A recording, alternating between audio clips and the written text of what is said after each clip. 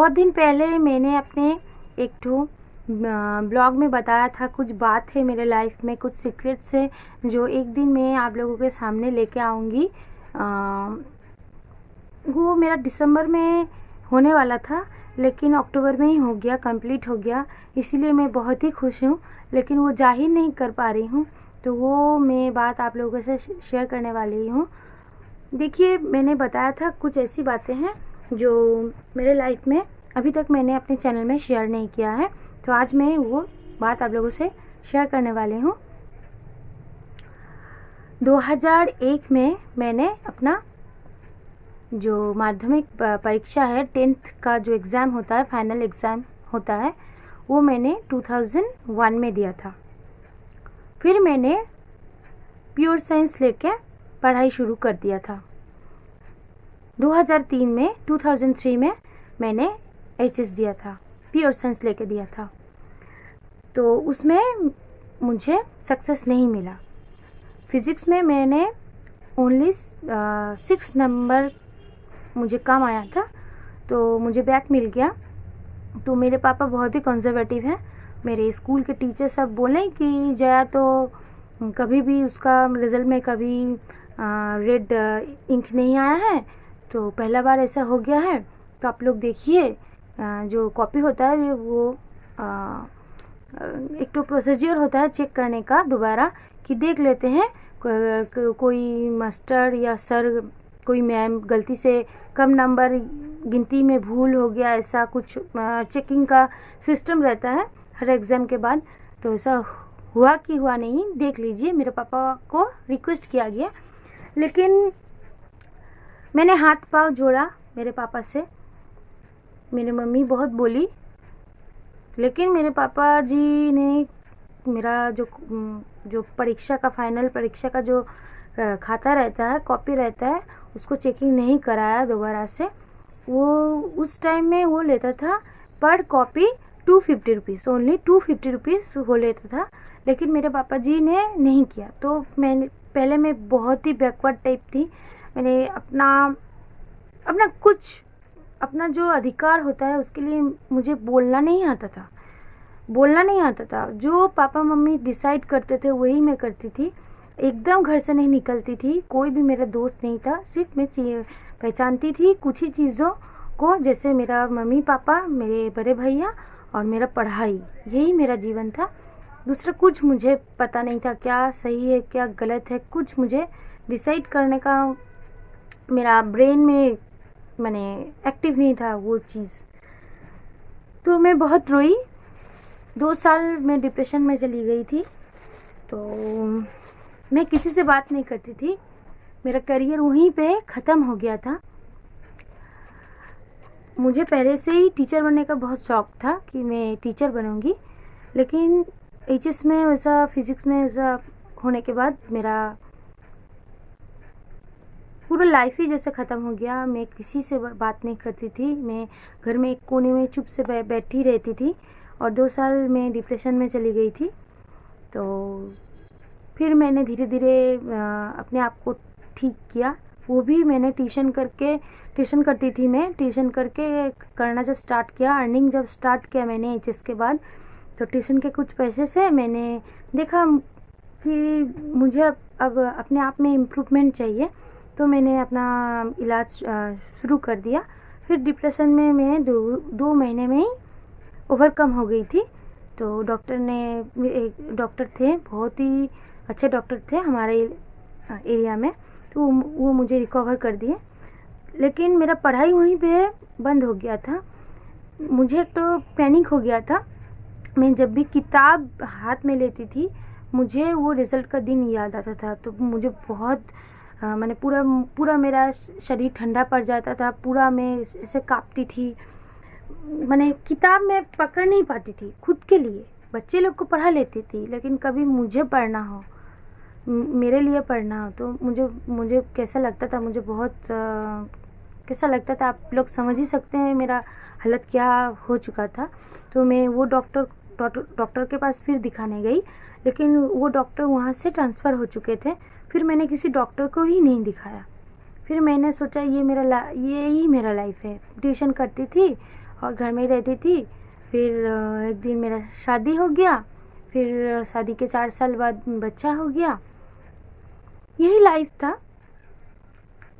फिर अचानक किसी ने मुझे इंसल्ट किया, बहुत ज़ोरों से इंसल्ट किया, बहुत दिनों से इंसल्ट किया, और अच्छा हुआ इंसल्ट किया। आज मुझे पता चल रहा है insult is good for me. मुझे इंसल्ट किया गया कि मैं तो एचएस दिया था, एचएस में पास नहीं हुई थी। तो मैं 10th पास ही थी, तब तक मैं 10th पास ही थी, मैं कुछ नहीं थी। लेकिन मैं एचएस का स्टूडेंट पढ़ाती थी, आर्ट्स में पढ़ाती थी, और 10th तक पूरे सब्जेक्ट में पढ़ाती थी, बच्चे लोग को घर में कोचिंग कराती थी, सब ठीक है। लेकिन मुझे इंसल्ट किया जाता था, हर कदम में इंसल्ट किया जाता था। कोई ऐसा इंसान है मेरे लाइफ में जिन्होंने मुझे बहुत इंसल्ट किया। किसके लिए इंसल्ट किया? एक कागज़ के टुकड़े के लिए इंसल्ट किया। जो कागज़ का टुकड़ा सर्टिफिकेट कहलाता है, वो कागज़ का टुकड़ा मेरा जो टैलेंट है, टैलेंट को माने टैलेंट नहीं, जो एजुकेशनल लाइफ है वो पास दिखाएगा, ऐसा कागज़ जो हम लोग सर्टिफिकेट बोलते हैं। और जो अंदर का जो टैलेंट रहता है, जो शिक्षा रहता है, वो जितना क्लास आप पढ़ लें, अंदर का जो शिक्षा रहता है वो अंदर से ही आता है। क्या अच्छा है क्या बुरा है, वो समझ जिसके अंदर आता है वही शिक्षा कहलाता है। जो हर इंसान को इक्वल समझता है, जो हर इंसान को अच्छा समझता है, जो हर इंसान में अच्छाई बुराई तोल सकता है, उसी को शिक्षा कहते हैं मेरे हिसाब से। लेकिन आजकल का लाइफ में ऐसा है ना, सर्टिफिकेट बात बोलता है, कागज़ बात बोलता है, आपका टैलेंट कोई बात नहीं बोलता है। मैं 10th पास थी, फिर भी मैं एचएस का स्टूडेंट पढ़ाती थी। तो मुझे बहुत इंसल्ट किया जाता था, हर वक्त मुझे इंसल्ट किया जाता था कि मैं 10th पास हूँ, 10th पास हूँ, 10th पास हूँ। तो मैंने बहुत सालों पहले ब्लैक फिल्म देखा था, तो उनमें उस फिल्म में मैंने देखा था रानी मुखर्जी हर बार ट्राई करती थी अपनी डिग्री हासिल करने के लिए, लेकिन हर बार फेल होती थी क्योंकि वो ब्लाइंड थी और उसको बहुत प्रॉब्लम भी था। तो उसका एक तो जीत था कि एक दिन मैं अपना डिग्री मैं लूँगी, हासिल करूँगी। तो ब्लैक फिल्म देखने के बाद मुझे इंस्पिरेशन मिला था कि एक दिन मैं भी अपना डिग्री हासिल करके रहूँगी। तो मेरे बहुत सारे लोग मेरा ये बात सुन के बहुत हंसते थे। क्या हुआ, ब्लैक फिल्म जैसी नहीं बनी तुम? तो ऐसा बोलते थे। तो मेरा तो एक तो प्रॉब्लम चल रहा था कि मैं किताब पकड़ती हूँ और मुझे पूरा शेकिंग शुरू हो जाता है, बॉडी में काँपती रहती हूँ, बहुत डर लगता है। तो मैंने तो सोच ही लिया था पढ़ाई मुझसे और कभी नहीं होगा। फिर मैं क्या करती थी, मेरे पिताजी जब मैं छोटी थी तब बहुत ट्रैवल करती थी। मेरे पापा जी बहुत टूर लेके गए हैं, बहुत जगह मुझे लेके जाते थे, इधर उधर खरीदारी करने के लिए जाते थे। तो मैं हर वक्त जो विंडो का सीट होता था उसमें बैठ जाती थी। तो पापा बोलते थे विंडो का सीट जब तुमको मिला है तो तुम एक काम करो, जहाँ से बस जाता है तो वहाँ का तुम देखो ये एरिया कौन सा है। तो हम बोले पापा हम तो यहाँ पे, सॉरी मेरा एक तो कॉल आ गया था। तो मेरे पापा जी बोलते थे कि जहाँ से जा रही हो तो वहाँ का तुम एरिया देख लो, कौन सा जगह कहाँ पे है। तो मैं बोलती थी पापा से, जे मैं एरिया कैसे पहचानूँ मैं, मुझे तो ये जगह पहला बार आया है, हम कैसे पहचाने। तो पापा बोलते थे दुकान जो होता है वहाँ पे हर दुकान के नाम के नीचे एड्रेस लिखा हुआ होता है, तो वो तुम फॉलो करना। तो वो मेरा आदत आज भी है, मैं जहाँ पे जाती हूँ, नया जगह पे जहाँ पे जाती हूँ, मैं दुकान का नीचे जो एड्रेस रहता है वो फॉलो करती हूँ। तो उस बात के साथ ये कनेक्शन कैसे हुआ हम बोलते हैं, मेरा शादी के बाद हर रोज़ हर शाम को एक दिन छोड़ छोड़ के हर शाम को मैं और मेरे पति, हम लोग को यहाँ पे बाईपास है, तो बाईपास के उस पार उनके एक तो दोस्त के पास चल के जाते थे। तो चल के जब जाते थे, सॉल्ट लेक के लिए में जाते थे, बहुत दूर है बेलेघाटा से सॉल्ट लेक, बहुत ही लॉन्ग माने वॉकिंग डिस्टेंस है। तो बड़ा बड़ा वहाँ पे होल्डर होता था, बड़ा बड़ा बैनर होता था, सब में कुछ ठिकाना होता था, कुछ फ़ोन नंबर होता था, कुछ भी होता था। तो मैं देखती थी कि कुछ चलते चलते दूर से ही कुछ बैनर दिख जाता था, उसमें फ़ोन नंबर रहता था। तो फ़ोन नंबर मुझे दिखते ही याद आ जाता था। तो वो मैं क्या करती थी, चलते चलते पति से भी बात करती थी और वो फ़ोन नंबर अपने आप में मैं रिमाइंड करती थी, वो फ़ोन नंबर क्या है, फ़ोन नंबर क्या है। तो दूसरे दिन जब मैं आती थी तो मैं देखती थी कि वो फ़ोन नंबर क्या ठीक मैंने ये किया था। और तब मेरे पास फ़ोन था, मैं फ़ोन डायल भी करती थी बाद में कि वो मैंने देखा था, इसमें ये पता है, एक बार देख लेते हैं फ़ोन नंबर मुझे याद है कि नहीं। कभी कभी डायल करके देख लेती थी, तो देखती थी ज़्यादातर ही ठीक ही होता था। वो जो फ़ोन नंबर मेरे दिमाग में रिमाइंड होकर रहता था, तो वो मुझे क्लिक किया, बहुत दिनों बाद मुझे क्लिक किया कि ये फ़ोन नंबर मुझे कैसे याद रहता है। एक बार देखने से ही मुझे फ़ोन नंबर याद आ जाता है, किसी का भी। मैं अगर गौर से देख लूँ तो वो मुझे एकदम मेरा दिमाग में आ जाता है। तो कभी मैं भूलती नहीं हूँ। हाँ, अगर मैं भूलना चाहूँ तो भूलती हूँ, नहीं तो नहीं भूलती हूँ। तो मैंने सोचा कि वो फ़ोन नंबर मैं क्यों नहीं भूल रही हूँ, फिर मुझ में कुछ बाकी है अभी। ये मेरा एकदम क्लिक किया, कुछ बाकी है अभी मेरे लिए। तो मैंने क्या किया, मैंने एक दिन, मेरा जो दाहिना पैर है वो डैमेज हो गया था, मेरा डिलीवरी के बाद डैमेज हो गया था। मुझे अच्छे से चलना नहीं आता था, एकदम अच्छे से चलना नहीं आता था, एकदम लंगड़ा लंगड़ा के चलती थी। तो सब लोग मुझे इंसल्ट करते थे, सब लोग इंसल्ट करते थे, अपने भी करते थे, बाहर का भी करते थे। उनको अच्छा लगता था शायद, तो कर देते थे इंसल्ट। मैं भी सुन लेती थी, लंगड़ी हो क्या, पोलियो है क्या, ये है क्या, वो है क्या, सब सुन लेती थी। और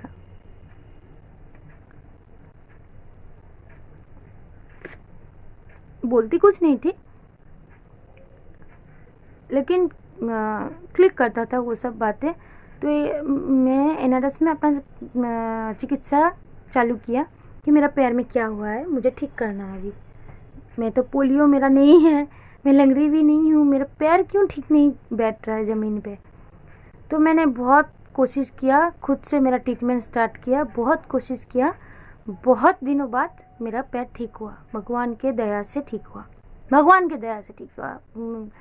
वो चिकित्सा से नहीं ठीक हुआ, भगवान के दया से मेरा पैर ठीक हो गया, अभी तक ठीक है, टचवुड। तो एक दिन वो चिकित्सा करने के लिए मैंने एनआरएस हॉस्पिटल गया था, यहाँ का सरकारी अस्पताल है कलकत्ता में, बेलेघाटा यहाँ पे इलाका में, सियालदा इलाका में एनआरएस बोल के एक तो हॉस्पिटल है, वो सरकारी अस्पताल है। वहाँ पे मैं गई थी। तो मुझे कुछ रिपोर्ट्स लेना था वहाँ से, तो रिपोर्ट्स उस दिन नहीं मिला, बहुत बारिश गिर रहा था, नहीं मिला। तो मैंने क्या किया, तो सडनली मुझे क्या हुआ, कौन बताया, ये आइडिया कहाँ से आया मेरा माथा में, कहाँ से ये आइडिया मुझे नहीं पता चला। मैं वहाँ से बस पकड़ी और चली गई एकदम दूसरा इलाका जहाँ पे सब कॉलेज रहता है। तो बहुत दिनों पहले कुछ एड्रेस के बारे में मैंने सुना था, यहाँ से पढ़ाई डिस्टेंस एजुकेशन किया जाता है। तो मुझे कुछ भी ठिकाना पता नहीं था। तब मेरे लाइफ में फेसबुक, यूट्यूब, गूगल ये सब कुछ नहीं था, नॉर्मल फ़ोन था मेरे पास। तो ढूंढते कॉलेज नहीं मिला। फिर मैं लंगड़ाते बारिश में पूरा भीग भी चुकी थी, मैं बैठ गई एक जगह। तो एक आदमी आए मेरे पास, वो आके बोले, जे भाभी जी आप बहुत देरी से हम देख रहे हैं, आप इधर जा रहे उधर जा रहे इधर जा रहे, आप क्या खोज रहे हैं।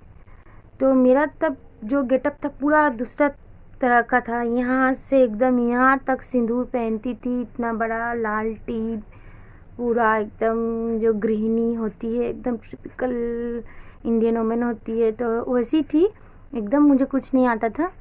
तो अब बोली ना कि आप कोई गांव से आए हैं क्या, कलकत्ते के तो आप नहीं लगते हैं। तो मुझे मन ही मन में बहुत हंसी आया। कलकत्ते में जन्म हुआ, कलकत्ते में रहते हैं, फिर भी बोल रहे हैं कलकत्ते में अब रहती है, तो मालूम नहीं चल रहा है। गांव से आई है क्या, क्या ढूंढ रही है, बोलिए, मैं सहायता करता हूँ आपका। तो मैंने बोला नहीं भैया जी, मैं कलकत्ते में ही रहती हूँ और मुझे ये एड्रेस चाहिए। तो वो सडनली बहुत मुस्कुराने लगे। वो बोले आप जो ढूंढ रहे हैं वहीं पे आप बैठे हैं। मेरा माथा चकरा रहा था, मेरा तबीयत ठीक नहीं था, बहुत देरी से घूम रहे थे, बारिश भी गिर रहा था, भीग चुकी थी। तो एक जगह मैंने शेल्टर ले लिया था, मैंने बैठ चुकी थी वहाँ पे। वहाँ एक तो जेरोक्स का दुकान था नीचे, और ऊपर में ही उसका सब जो मैं ढूंढ रही थी उसका सब व्यवस्था था। तो वो बोले ना जो आप ढूंढ रहे हैं उसी में आप बैठे हैं। तो मेरा तो एकदम मैंने सडनली मुझे लगा ये क्या हो रहा है, मेरे संग क्या हो रहा है। इतना जगह मैंने ढूंढा, इतना गली गई, इतना कॉलेज गई, मुझे नहीं मिला। जहाँ पे आके मैंने थक हार के बैठ गई वही मेरा जगह है असली। तो वहाँ से मेरा कनेक्शन शुरू हुआ। तो मैंने मेरा स्टडी फिर से स्टार्ट किया। मैंने आर्ट्स लेके मेरा पढ़ाई स्टार्ट किया। मैं एचएस दिया 17 साल बाद। 17 साल बाद मैंने एचएस दिया, और उसके 3 साल बाद मेरा ग्रेजुएशन कंप्लीट हो गया।